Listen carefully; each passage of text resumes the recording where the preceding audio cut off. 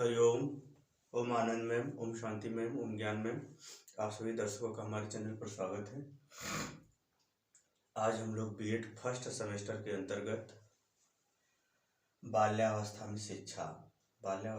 शिक्षा यानी बाल्यावस्था में किन किन बातों को ध्यान में रखते हुए उसे शिक्षा देना चाहिए, सिखाना चाहिए, नियंत्रित करना चाहिए, समझा बुझा करके सही कर्तव्य सही मार्ग का निर्माण करना चाहिए, इस बातों को आज हम लोग देखेंगे। वास्तव में जो बाल्यावस्था होती है, इसमें जो है बालक के व्यक्तित्व संबंधी यानी उसके आचरण संबंधी काफ़ी गतिविधियों का स्पष्ट रूप से रूपरेखा देखने को मिलता है। जैसे उसकी योग्यता क्या है, उसमें क्या विशेष है, उसकी शारीरिक संरचना और उसकी सोच की क्या समझ है, संरचना, उसके पास बुद्धि कैसी है, सामान्य है, तेज है, मंद है, उसके पास उसकी प्रवृत्ति क्या है, वो चाहता क्या है, उसकी टेंडेंसी क्या है या उसकी प्रकृति क्या है, क्या उसका स्वरूप प्रकृति है उसकी, मतलब कि उसका नेचर क्या है, उसकी रुचि क्या है, उसकी आदत का स्वरूप कैसा है, या यूँ कहें कि बालक का जो है एक व्यक्तित्व के पूरे जीवन का ब्लूप्रिंट यानी ट्रू कॉपी अगर व्यक्ति समझदार है तो बाल्यावस्था में ही समझ जाता है कि बालक की क्या क्षमता है, क्या हो सकता है। इस प्रकार से उसके जीवन की आभा बाल्यावस्था में धीरे धीरे परिलक्षित होने लगती है, दिखाई देने लगती है। यद्यपि कहावत है कि पूत के पाँव पालने में दिख जाते हैं शैशवावस्था में ही, परंतु सामान्य साधारण रूप से सभी को बाल्यावस्था में यह परिस्थिति समझ में आने लगती है, दिखाई देने लगती है। चलते हैं इस बाल्यावस्था में शिक्षा में क्या क्या सावधानियां रखनी चाहिए, कैसे उसका निर्माण करना चाहिए, कैसे उसके प्रति आचरण व्यवहार या उसके ज्ञान का विकास करना चाहिए, इसको हम लोग देखते हैं। पहले इसकी जो है बाल्यावस्था में जो शिक्षा है उसमें पहला हमको ध्यान रखना है शारीरिक विकास।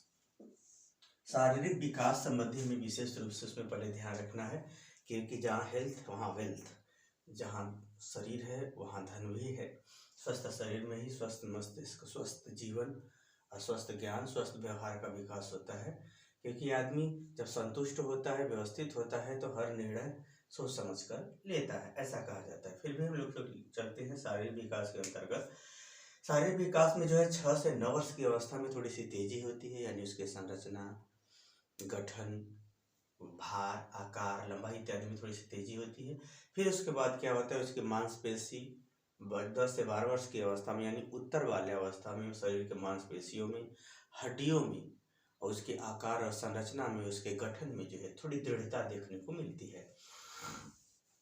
तो जो शारीरिक विकास होता है इसमें यह ध्यान रखना है हम लोगों को कि शारीरिक विकास जब बालकों का बाल्यावस्था में होता है तो उसके शरीर के पोषण का ध्यान रखना चाहिए, यानी उसको पर्याप्त पोषण देना चाहिए। विटामिन्स, कार्बोहाइड्रेट्स, प्रोटीन, जो कुछ भी है शरीर के जो आवश्यक पोषक तत्व हैं जैसे आयरन और भी जो है जो पोषक तत्वों का उसे ध्यान में रख करके उसका शारीरिक विकास करना चाहिए। साथ में उसको ये भी ध्यान रखना चाहिए कि उसका व्यायाम कराएं, एक्सरसाइज कराएं। व्यायाम कराने से शरीर और हड्डी, शरीर के अंतर्गत हड्डी और मांसपेशियों का संतुलन और आकार व्यवस्थित होता है। दौड़ भी दौड़ाना भी उससे चाहिए। दौड़ने से उसको जो है शारीरिक क्षमता, ऊर्जा संचय करने की क्षमता, ऊर्जा निर्माण करने की क्षमता, कार्य को अधिक देर करने की प्रवृत्ति दौड़ और खेलकूद से बहुत तेज बढ़ती है। फिर उसके आसन और प्राणायाम की यदि हम बात करें तो आसन से शरीर का बाह्य आकार अच्छा होता है, सुंदर होता है, शुद्ध होता है। और प्राणायाम से शरीर के अंदर के अंगों का जो है व्यवस्थित विकास होता है, मजबूती आती है, संतुलन बना रहता है, वायु संचार व्यवस्थित बना रहता है, ऑक्सीजन व्यवस्थित रूप से उसके शरीर में सक्रिय रूप से जाता भी है और शुद्ध भी करता है शरीर को, ताकि वो जो है आगे भविष्य के लिए वह शारीरिक रूप से और मानसिक रूप से, पाचन तंत्र के रूप से स्वस्थ रहे। प्राणायाम बहुत ही महत्वपूर्ण होता है। इस प्रकार से अगर हम देखें तो बालक का जो है हड्डी, मांसपेशी इत्यादि में जो सक्रियता या स्टेमिना का निर्माण या उसको बढ़ाने की जो प्रवृत्तियां होती हैं या उसका अधिक मात्रा में व्यवस्थित उपयोग करके जीवन को कर्मों के माध्यम से सार्थक कराने की आधारभूत जो है गतिविधियां शरीर निर्माण के साथ ही प्रारंभ हो जाती हैं। इसीलिए शारीरिक विकास पर बालकों के विशेष ध्यान रखना चाहिए या इससे संबंधित उसे जानकारी भी देनी चाहिए, उसके पोषक तत्वों की पूर्ति भी हमें करनी चाहिए। दूसरा यदि देखें तो भाषा का भी, भाषा पर ध्यान देना चाहिए। भाषा पर ध्यान देना का मतलब ये है उचित शब्द बोलने को उसे कहना चाहिए, सिखाना चाहिए। अनुचित शब्द या गाली गलौज वार्तालाप से उसे दूर रखना, गाली गलौज से दूर रखना चाहिए या उसे करने पर उसे दंडित करके सुधार देना चाहिए, चाहे जैसे भी हो। एक प्रकार से उसको भाषा के विकास पर, सही ढंग से उच्चारण पर, संबोधन पर, जैसे कैसे बुलाता है, बुलाने का भी इसमें ध्यान रखना चाहिए। संबोधन पर, वार्तालाप करते समय क्या ध्यान रखना चाहिए, किसी से बात करते समय किस बात के मैनर का किस प्रकार से ध्यान रखा जाता है, कैसे रिस्पेक्ट भरे शब्द बोले जाते हैं, कैसे बोलना प्रारंभ किया जाता है, ये सबको भी ध्यान में रख करके बालक को शिक्षा देनी चाहिए। कहानी सुनाना, कहानियों के माध्यम से जो है अच्छी अच्छी कहानियाँ, वीरों की कहानियाँ, अच्छे व्यक्तित्व की कहानियाँ, सज्जनता संबंधी कहानियाँ इत्यादि को उसे सुनाना चाहिए, समझाना चाहिए, बताना चाहिए इसको, ताकि विश्वास हो जाए कि सही मार्ग, सही लोग सही जगह विकास करते हैं, सही दृष्टिकोण में विकास करते हैं। उसके बाद बाल पत्रिका यानी बालकों से संबंधित जो पत्रिकाएं होती हैं उसे भी उसे अध्ययन कराना चाहिए। वाद विवाद का यहाँ मतलब ये है कि कोई प्रश्न करता है तो कैसे उत्तर दिया जाता है, प्रश्न को कैसे समझा जाता है, यानी वाद विवाद संबंधी ही बातों को उसे समझाना चाहिए या उसको सिखाना चाहिए कि एक व्यक्ति बोलता है तो कब आपको बोलना चाहिए, जब किस बात को किस तरह से व्यवस्थित रूप से प्रश्न उत्तर की तरह से किया जाता है, प्रश्न उत्तर किस प्रकार से दिए जाते हैं, इन सब बातों का भी इसमें भाषा संबंधी ज्ञान देना चाहिए या विषय वस्तु में शामिल करके उसे समझाना, पढ़ाना, लिखाना, समझाना चाहिए। आगे है उपयुक्त तर्क, यानी तर्क को किस प्रकार से किया जाता है, बिना आधार का तर्क नहीं किया जाता, सोच समझ करके प्रत्युत्तर किया जाता है। तर्क जो है किसी बात को गलत और किसी बात को सही सिद्ध करने संबंधी तर्क में किन किन बातों को ध्यान में रखना चाहिए, उसको भी उससे समझाना चाहिए, उसके समझाना चाहिए। और शब्दों का भी उसमें विशेष ध्यान रखना चाहिए, यानी प्रतियोगिता युक्त ज्ञान, यानी भाषा का अगर आप विकास करना चाहते हैं तो उसमें प्रतियोगिता युक्त ज्ञान, जैसे क से शब्द बोलो, ख से शब्द बोलो, ग से शब्द बोलो, इस तरह से शब्दों के माध्यम से, अक्षरों के माध्यम से शब्दों को खोजना, शब्दों के माध्यम से वाक्यों का निर्माण करना, ये सब अगर प्रतियोगिता युक्त व्यवहार किया जाता है तो उसके भाषा का विकास काफ़ी होता है। साथ ही उसे भाषा का विकास करने के लिए उसे कविता सुनाओ, वर्ड मीनिंग बताओ, इस बातों से भी उसके भाषा का विकास करना चाहिए। शब्दकोश युक्त प्रतिस्पर्धा, शब्दकोश युक्त, जैसे मैंने आपसे बताया कि ए से शब्द बनाओ, बी से शब्द बनाओ, तो शब्दकोश से जो प्रतिस्पर्धा कराई जाती है, एक पक्ष का बालक दूसरे पक्ष के बालक अपने शब्दकोश के माध्यम से जो है सामूहिक रूप से प्रतिस्पर्धा करते हैं, उसमें पुरस्कार भी दिया जाता है, प्रोत्साहन भी दिया जाता है। तो इस प्रकार से जो उसका भाषा का विकास होता है। और भाषा का विकास संगीत अगर है, संगीत उसको पसंद है तो संगीत के माध्यम से उसका भी भाषा का विकास किया जाता है, ताकि वह शब्दों के साथ भाव, भंगिमा, रस, रूप इत्यादि का संयुक्त कॉम्बिनेशन, संयुक्त रूप से उसको प्रस्तुत कर सके। जैसे आदर को किस तरह से भावपूर्ण बोला जाता है, आदर कैसे भावपूर्ण शब्दों के साथ दिया जाता है, यानी शारीरिक गतिविधियां भी जो है संगीत के माध्यम से शब्द, शरीर और भाव, इस सब तीनों का संयोग करके उसे शरीर की भाषा और शब्द की भाषा दोनों को साथ में संयुक्त करके उसे सिखाना चाहिए। इस प्रकार से अगर देखें तो भाषा का विकास इस अवस्था में जो है काफ़ी जो है स्वरूप अपना स्पष्ट करता हुआ होता जाता है। तो इस प्रकार से बालकों के संगत का भी ध्यान में रखते हुए भाषा का विकास करना चाहिए।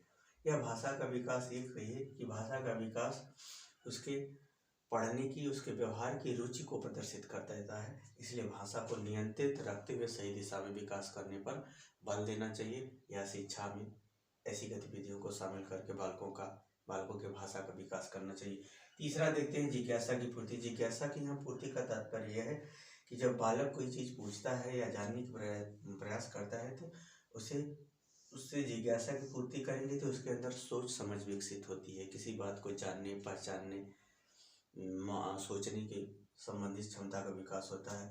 इसलिए जो पूछता है उसे व्यवस्थित रूप से उसका उत्तर देना चाहिए। नहीं है तो किसी से पूछ के बताना चाहिए, परंतु उसे डांटना या फटकारना नहीं चाहिए। जब आप उसकी जिज्ञासा को शांत करेंगे तो किसी के विषय में अवधारणा बनाता है, सोच बनाता है। वो व्यक्ति हो सकता है, समाज हो सकता है, घटना हो सकती है, क्रिया हो सकता है, कुछ भी हो सकता है। यानी उसके प्रति एक अपना वो स्वरूप निर्माण करता है मस्तिष्क में। इसलिए उसके जिज्ञासा की पूर्ति किया जाना चाहिए। जिज्ञासा की पूर्ति करेंगे तो उसके अंदर कार्य को करने की क्षमता, दायित्व को उठाने की क्षमता, किसी से व्यवहार कैसे करते हैं इसका पता उसके अंदर विकास होता है। उसके संग संग उसका जो अपना नेचर है, जिसमें उसकी विशेष रुचि है, क्षमता है, उसका भी विकास जिज्ञासा के शांत करने के साथ ही उत्पन्न होता है। व्यक्तित्व का निर्माण यानी उसके जीवन का निर्माण यदि आप करना चाहते हैं, उसे अच्छा या उसके जीवन के सफलता का दृष्टिकोण यदि आपने दृष्टिकोण का भी निर्माण आप तब कर पाएंगे जब उसे जिज्ञासा के सही दिशा में सही ढंग से आप शांत करेंगे। साथ ही वह नैतिकता का निर्माण, क्या सही है, क्या गलत है, क्या नियम है, क्या क्या आचरण है, यानी नैतिकता यानी नियम में न्याय युक्त व्यवहार करना, तभी वो सीख पाता है जब उसकी जिज्ञासा को आप सही ढंग से सही दिशा में सही स्वरूप में आप शांत करते हैं या उसको जानकारी देते हैं। चौथा देखते हैं इसका जो है, चौथा अगर देखते हैं रोचक विषय सामग्री। रोचक विषय सामग्री का मतलब ये हुआ कि हर बालक का अपना अपना नेचर होता है, अपना एक स्वरूप होता है जो प्राकृतिक रूप से ही उसे प्रदत्त होता है। तो उसके व्यक्तित्व की पहचान करके अगर वह साहसी है तो उसे वीर पुरुष की कहानी सुनाइए। अगर प्रकृति प्रेमी है तो जंगल की कहानी वो ज़्यादा सुनना पसंद करेगा। आश्चर्यजनक घटनाओं को आप बताएंगे, आश्चर्य की बातों को बताइए, ऐतिहासिक या बड़ी बड़ी सामाजिक घटनाओं को आप बता करके जब उसे समझाएंगे, बुझाएंगे, उसके बारे में बताएंगे तो वो क्या करेगा, उसको उसमें रुचि उत्पन्न होगी। जहाँ रुचि उत्पन्न होती है वहाँ ज्ञान, व्यवहार, क्रिया तीनों उत्पन्न होते हैं। इस प्रकार से उसका विकास होता है। तो यानी क्रिया संबंधी अगर आप गतिविधियों में यानी उसके नेचर संबंधी गतिविधियों को आगे बढ़ाना चाहते हैं और उसके जीवन में उपलब्धि को बढ़ाना चाहते हैं, तो जो उसकी रुचि है उससे संबंधित साहस की कहानी, साहस संबंधी कार्य, चलचित्र यानी फिल्मों के माध्यम से अगर वो कुछ बहुत ज़्यादा वो कार्य करना पसंद करता है तो निर्माण कार्य, जैसे खेती, वनस्पति, पढ़ाई लिखाई, सामाजिक कार्य, यानी जैसा उसका नेचर हो वैसी उसकी बातों को उसको सिखाना चाहिए, ताकि वह जो है अपने नेचर के अनुसार, अपने प्रकृति के अनुसार वह फील्ड का चुनाव कर सके और उसमें अपना व्यक्तित्व का निर्माण कर सके। पांचवा अगर विशेषता देखते हैं विषय का चुनाव। विषय का चुनाव का यहाँ तात्पर्य यह है कि बाल्यावस्था में जो बालक होता है, वो बाल्यावस्था में जो बालक होता है वो लगभग जो 6 से 12 वर्ष की अवस्था होती है, तो उसमें काफ़ी विषय का भी निर्धारण हो जाता है कि किस फील्ड में वो पढ़ेगा। तो उसमें ये ध्यान रखना चाहिए कि अगर उसका भाषा पर ज़्यादा नियंत्रण है तो कौन सी भाषा है, भाषा के अनुसार उसका विषय चुन देना चाहिए। जैसे अंग्रेजी पढ़ेगा कि हिंदी पढ़ेगा कि संस्कृत पढ़ेगा या अन्य भाषा पढ़ेगा।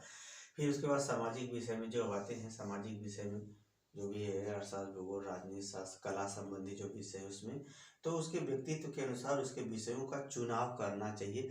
यद्यपि बालक उस अवस्था में स्पष्ट रूप से अपने विषय में नहीं जानता, परंतु शिक्षक या अभिभावक जो है उसकी गतिविधियों, उसको व्यवहार को अगर समझते हुए अगर उसके विषय के अनुसार उसको शिक्षा दिलाएंगे तो काफ़ी वो सफल होगा। अगर विज्ञान जानता है तो विज्ञान के विषय में, तकनीकी जानता है तो तकनीकी संबंधी उसको विषयों का ज्ञान देना चाहिए, ताकि उसके विषय का चुनाव करना चाहिए, ताकि वो आगे विकास कर सके। इस तरह से पेंटिंग है, चित्रकला है, खेल कूद है, मल्ल कला यानी कुश्ती है, गणित है, कंप्यूटर है, संगीत है, नृत्य है, सामाजिक सेवा इत्यादि जो भी विषय हैं उसके रुचि के अनुसार जो हो उसके जो अगर विषय का अगर चुनाव सही दिशा में कर दिया जाता है तो बालक का जो विकास है उसके प्रकृति के अनुसार सही दिशा में होता है, ताकि वो अपने जीवन में सफल व्यक्ति और सफल नागरिक बन सके। तो इसलिए जो है भाषा का विषय का भी चुनाव बालकों को व्यक्तित्व, उसके रुचि, उसकी समझ, उसकी योग्यता को ध्यान में रख करके उसे शिक्षा देनी चाहिए, क्योंकि बालक अभी अबोध है। बालक इस अवस्था में हमने बताया था, संश्रय काल बताया था, क्योंकि बालक इस समय एक प्रकार से संधि बेला में होता है। संधि बेला का मतलब ये तात्पर्य न पूरी तरह से ज्ञानी होता है, न पूरी तरह से अज्ञानी होता है। वह अपनी जीवन का इस संसार में एक प्रकार से प्रारंभ तो कर चुका होता है, लेकिन यात्रा बहुत लंबी होती है, अभी कुछ ही यात्रा तय किया होता है। इसलिए इसके विषय का चुनाव उचित ढंग से, उचित बातों को, उचित योग्यता, क्षमता, क्रियाकलाप को ध्यान में रख करके उसके अनुसार करना चाहिए। आगे चलते हैं। अगर इस अवस्था में जो शिक्षा की बात करें तो उचित संवेग, बालकों में अच्छे संवेगों को विकास पर बल देना चाहिए, उचित संवेगों को प्रोत्साहन देना चाहिए, जैसे प्रेम, दया, सहानुभूति, साहस, धैर्य, क्षमा, करुणा, दुख, संतोष और दृढ़ता इत्यादि बहुत सारे संवेग होते हैं। तो जब आप उचित संवेगों को आप ध्यान दे करके, यानी उचित भावनाओं को, उचित जो है संवेगों को यदि आप बढ़ावा देंगे तो उसमें होता ये क्या है कि वो अपने भी व्यक्तित्व का निर्माण करता है और गलत जो प्रवृत्तियां हैं उसके अंदर, या गलत आदत या गलत सोच पनपने नहीं पाती। इस प्रकार से जो अच्छे संवेग हैं जब वो आगे बढ़ते हैं, जैसे धैर्य, धैर्य अगर उसको आता है, धैर्य आप सिखाते हैं कि दबे शांत रहो, मत घबराओ, धैर्य रखो, इसी में सफलता मिलेगी, ये प्रयास करो, ये चीज़ आ जाएगा। तो इस प्रकार से जो है, जो धैर्य है उसे संघर्ष करना सिखा देगा। क्षमा क्या है? क्षमा सभी रिश्तों को बरकरार रखेगा। अर्थात ये आप बताइए, सबसे गलतियां होती है, अगर उसका क्षमा करने का स्वभाव नहीं तो सबसे कटते कटते दिन अकेला हो जाएगा। इस प्रकार से अगर वो दुख नहीं उठाना चाहता, कष्ट नहीं उठाना चाहता, तो कोई कार्य करना नहीं पसंद करेगा। इस प्रकार से संतोष यदि नहीं है तो वह गलत चोरी करना शुरू कर देगा, झूठ करना, अपने कार्यों से जो है हर काम में असंतोष प्रकट करने लगेगा, तो कुछ दिन में एकदम काम चोर हो जाएगा। इसीलिए ये जितने आपको दिखाए संवेग इसमें बताए गए हैं, सभी उसके निर्माण के साथ साथ समाज में उसके व्यवस्थित व्यवहार और क्रियाकलाप और सम्मान और स्थान का निर्धारण करते हैं। इसीलिए इस बाल्यावस्था में बालक संवेगों पर तो नियंत्रण करना प्रारंभ कर देता है, लेकिन उचित संवेगों को बढ़ाने संबंधी दायित्व या शिक्षा अध्यापक का है, गार्जियन का है, ताकि वह उचित संवेगों का विकास अगर होगा तो वह अपने व्यक्तित्व का सही विकास कर सकेगा और वह निरंतर आगे बढ़ता चला जाएगा। अभी व्यक्तित्व संबंधी जो है बाल्यावस्था में शिक्षा संबंधी जो है 6 विशेषताएं आज आपको बताई गई हैं। अगली कक्षा में इसके आगे की विशेषता बताई जाएंगी। आपको मेरा व्याख्यान कैसे लगा? आप इसे 2-4 बार देख लीजिए, आप इसे याद कीजिए, क्योंकि मेरी पढ़ाई की सफलता तभी है जब आप याद कर लें।